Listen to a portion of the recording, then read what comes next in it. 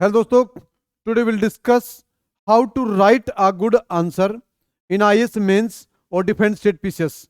Late us start a question. Justify the need for FDI. आज हम discuss question करने जा रहे हैं वो क्वेश्चन है रिलेटेड टू एफडीआई. पहले हम एक बेसिक जानकारी लेते हैं. एफडीआई क्या है? Foreign direct investment. जब कोई देश दूसरे देश में इन्वेस्टमेंट करता है, मान लो यूएसए इंडिया में इन्वेस्टमेंट करता है, तो वो क्या होता है? एफडीआई. जनरली एफडीआई के दो वेज हैं, दो तरीके हैं एफडीआई करने के. एक है ऑटोमेटिक रूट और दूसरा है गवर्नमेंट रूट.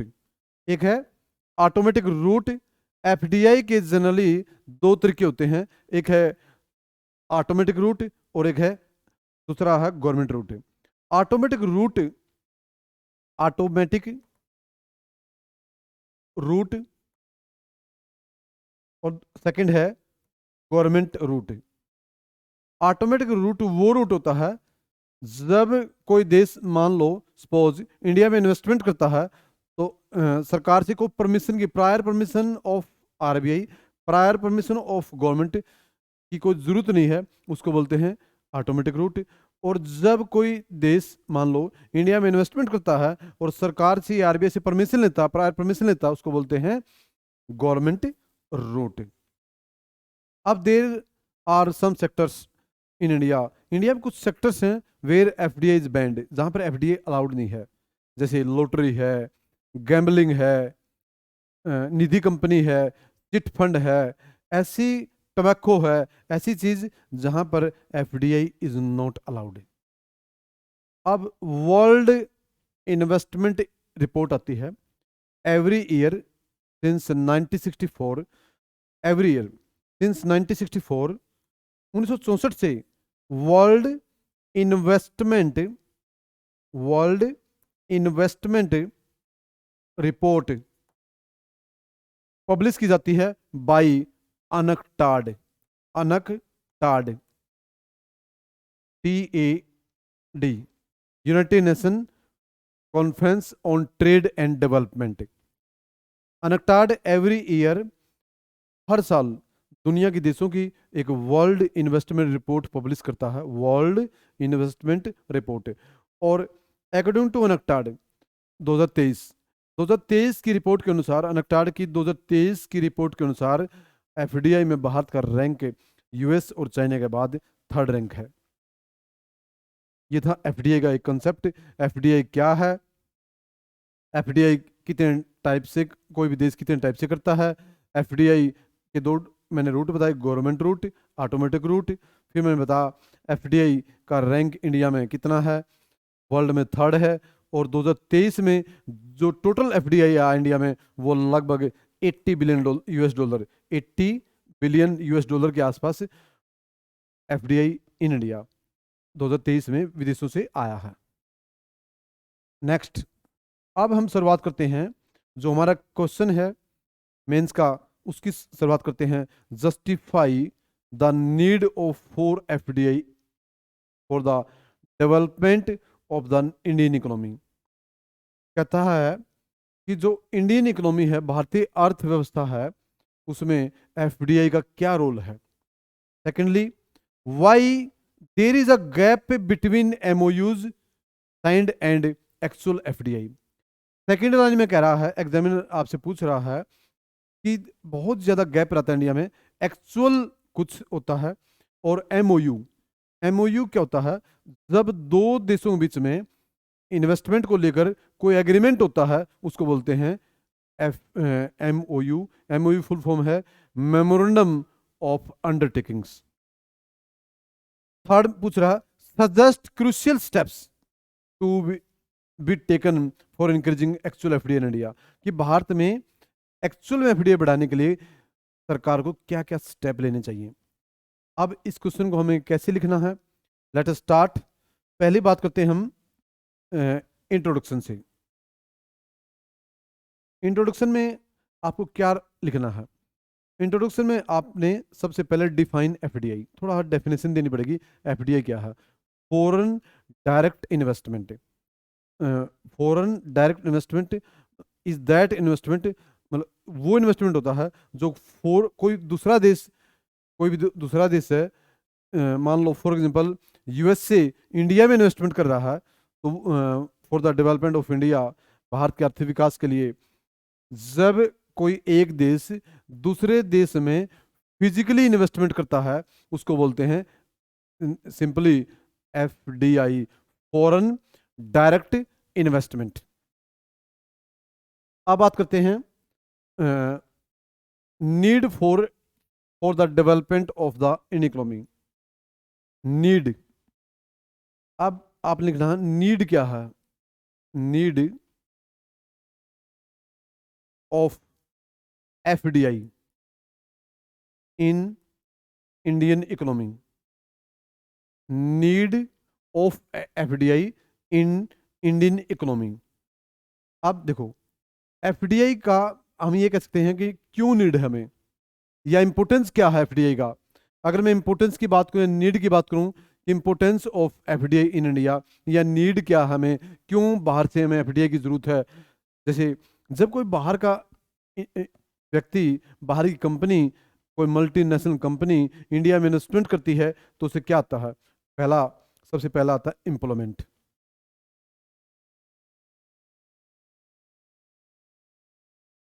एम्प्लॉयमेंट, जब बाहर की कंपनी इंडिया में इन्वेस्टमेंट करेगी, एफडीआई करेगी, तो उसे हमारे देश में क्या होता है, एम्प्लॉयमेंट जनरेट होता है। Second, high technology. जब बाहर से कोई कंपनी आएगी, बाहर से एफडीआई इंडिया में आएगा, तो उसे हाई टेक्नोलॉजी इंडिया में आएगी। Third, non debt investment. जब कोई फॉरेन कंपनी या फॉरेन कोई भी देश है इंडिया में इन्वेस्टमेंट करता है, एफडीआई करता है, तो वो नॉन डेट इन्वेस्टमेंट है, वो हमारे देश के ऊपर कोई कर्जा नहीं है, कोई डेट नहीं है। Fourth, skills, high skills. जब कोई फॉरेन कंपनी या बाहर से एफडीआई आता है तो भारत में हाई स्किल्स भी क्रिएट होती हैं। फिफ्थ,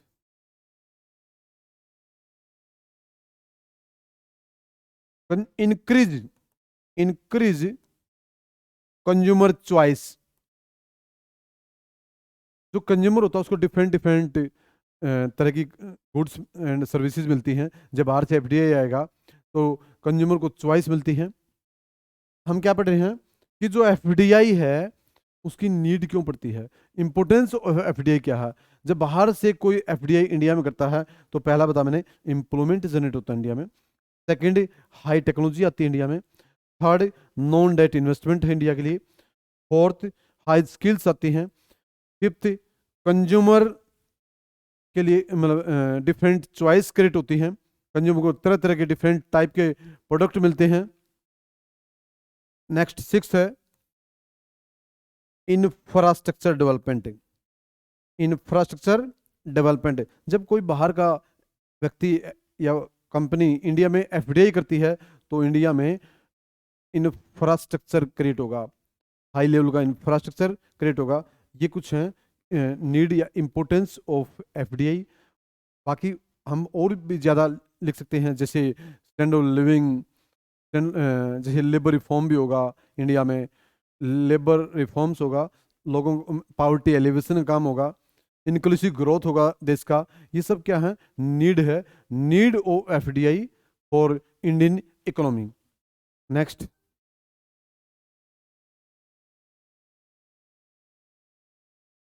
सेकंड जो स्टेप है इस क्वेश्चन में, why there is a gap between MOU signed and actual FDI. मैंने जो पहले ही आपको बताया है कि एक्चुअल में बहुत ज्यादा एमओयू साइन किए जाते हैं बिटवीन टू और more than two country regarding to investment, regarding to FDI. But actual में भारत में इतना एफडीआई क्यों नहीं आ रहा, साइन ज्यादा हो रहे हैं लेकिन एक्चुअल में नहीं आ रहा, इसका क्या कारण है। पहला जो कारण है एफडीआई ना आने का, why not actual FDI in India. India में एक्चुअल एफडीआई क्यों नहीं आ रहा? पहला जो कारण है, फर्स्ट जो रीजन है कि प्रॉपर साइन तो हो जाते हैं बट उतना एफडीआई इंडिया में नहीं पहुंच रहा। पहला जो कारण है जियो पॉलिटिकल, जियो पॉलिटिकल अनसर्टेनिटी।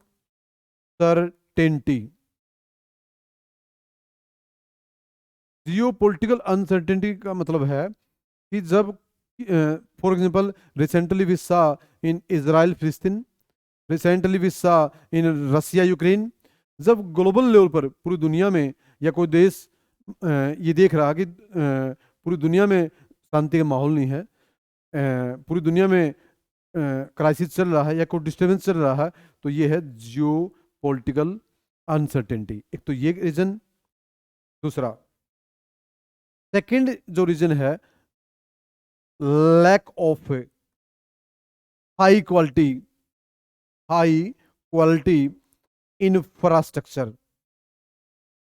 सेकंड जो रीजन है कि भारत में हाई क्वालिटी का infrastructure like energy, like communication, port, airport जैसी जो इंफ्रास्ट्रक्चर फैसिलिटी हैं वो प्रॉपर नहीं है high quality, like Japan, Germany, US की तरह इतनी हाई क्वालिटी का इंफ्रा इंडिया में नहीं है। Second reason. थर्ड रीजन है लाइक रेड टेपिज्म, कि अफसरशाही का रोल रहता है, जो ऑफिसर हैं उनका रोल रहता है। Red tapism. फोर्थ है not reliable tax policy, not reliable, इतनी विश्वसनीय भारत में टैक्स पॉलिसी नहीं है, ये भी एक रीजन है। नो, नेक्स्ट है no policy clarity, clarity, no policy clarity. Bharat में जो पॉलिसी है बिटवीन टू और मोर देन टू कंट्रीज बीच में, उसमें इतनी क्लैरिटी नहीं है। भारत में हाई लेवल का इंफ्रास्ट्रक्चर नहीं है। उसके बाद भारत में जियो पोलिटिकल, दुनिया में जब जियो पोलिटिकल अनसर्टेनिटी होती है तब भी एफडीआई कम आ रहा है। इतने हाई लेवल का इंफ्रा नहीं, geo political uncertainty, high quality का इंफ्रा नहीं, उसके रेड टेपिज्म है, नॉट रिलायबल टैक्स है।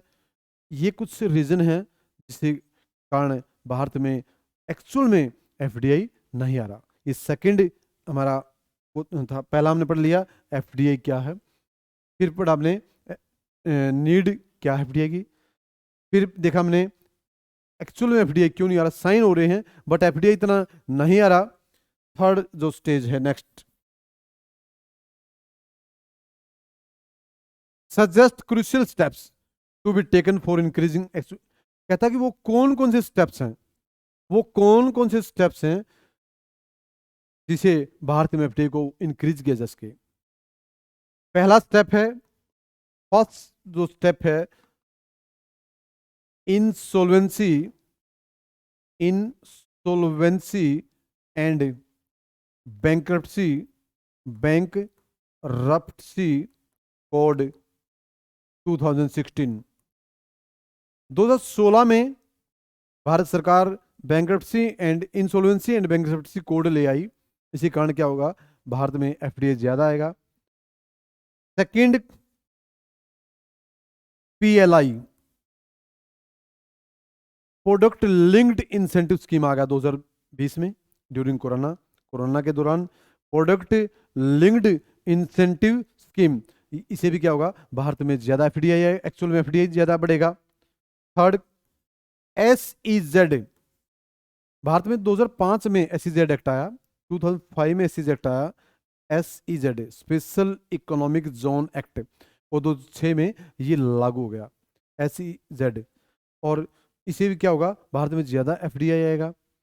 इंडिया में फोर्थ, लेबर रिफॉर्म्स, काफी लेबर रिफॉर्म्स हो गए, इसे भी एफडीआई ज्यादा आएगा। लेबर रिफॉर्म्स कहते क्या स्टेप्स लिए जाएं, insolvency and bankruptcy code, product linked incentive scheme, special economic zone, labour reforms, और फिफ्थ है हाई लेवल ऑफ इंफ्रास्ट्रक्चर। यदि इंडिया में हाई लेवल इंफ्रास्ट्रक्चर होगा तो भारत में एफडीआई ज़्यादा बढ़ेगा। अब हमने अब तक इस क्वेश्चन में क्या पढ़ा, एफडीआई क्या है, अब एफडीआई की नीड क्या है। फिर कहता है कि एफडीआई एक्चुअल में नहीं बढ़ रहा, बल्कि एमओयू साइन हो जाते हैं लेकिन एक्चुअल में नहीं बढ़ रहा, तो वो क्यों नहीं बढ़ रहा वो पढ़ लिया। अब इसको इस रेमेडियल कहता है स्टेप्स, क्या स्टेप्स लिए जाएं वो पढ़ लिए हमने, उपचार इसके। अब हम बात करते हैं कि एफडीआई किन किन देशों से वर्तमान में भारत में सबसे ज़्यादा आ रहा है, किन किन राज्यों में आ रहा है और किस सेक्टर में आ रहा है। अगर मैं एफडीआई की बात करूं, सबसे ज़्यादा जो एफडीआई इंस लास्ट मैनी ईयर्स, कुछ पिछले सालों से जो मैक्सिमम जो एफडीआई भारत में आ रहा है वो देश हैं सिंगापुर 1, मॉरिशस 2, सिंगापुर सिंगापुर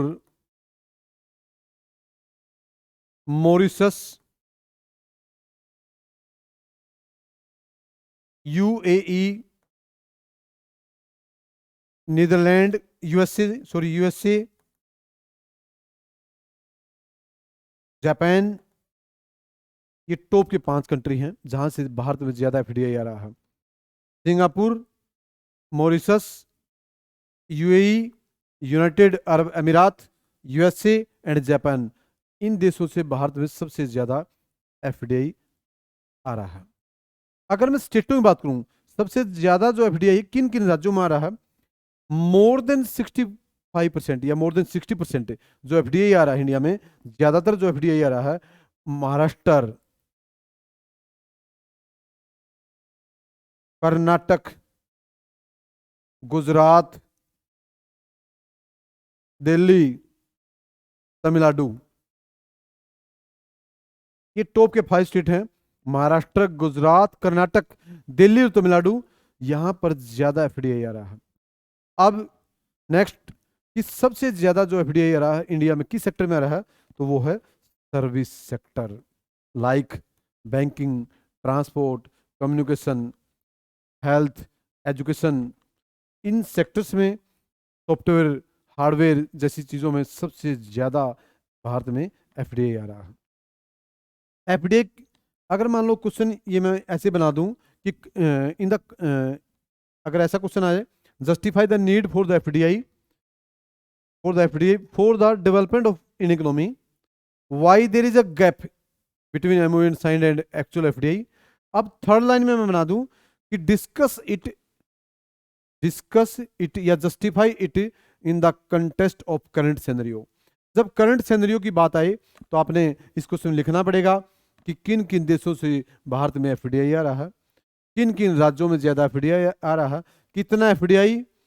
लगभग मैंने पहले बताया, वर्ल्ड इन्वेस्टमेंट रिपोर्ट आती है एवरी ईयर 1964 से, किसकी, UNCTAD, United Nation conference trade and development, उसकी एवरी ईयर पूरे दुनिया की वर्ल्ड इन्वेस्टमेंट रिपोर्ट आती है। उसके अनुसार भारत में लगभग $80 बिलियन टोटल एफडीआई आया 2023 में। तब करंट सिनेरियो में पूछेगा तो आपको किन किन देशों से आ रहा है, किन किन राज्यों में आ रहा है एफडीआई, किस सेक्टर में ज़्यादा एफडीआई आ रहा है। तो ये था एक एफडीआई क्वेश्चन। आप एक बार तो देख लेना, पहले आपको लिखना पड़ेगा इस क्वेश्चन में एफडीआई क्या है, सेकंड देखना पड़ेगा आपको नीड क्या है एफडीआई की, थर्ड देखना पड़ेगा आपको कि गैप क्यों है, फोर्थ देखना पड़ेगा आपको, देखना पड़ेगा कि स्टेप्स क्या लिए जाए एफडीआई बढ़ाने के लिए इंडिया में। और कंक्लूजन की बात करूं, in the end we can say that, इसलिए हम कह सकते हैं कि भारत में अनक्टाड की रिपोर्ट के अनुसार भारत दुनिया का 2023 में थर्ड लार्जेस्ट एफडीआई प्राप्त करने वाला यूएस और चाइना के बाद दुनिया का थर्ड कंट्री था। और in that we can say that the role of FDI is very crucial in Indian economic development. Thanks.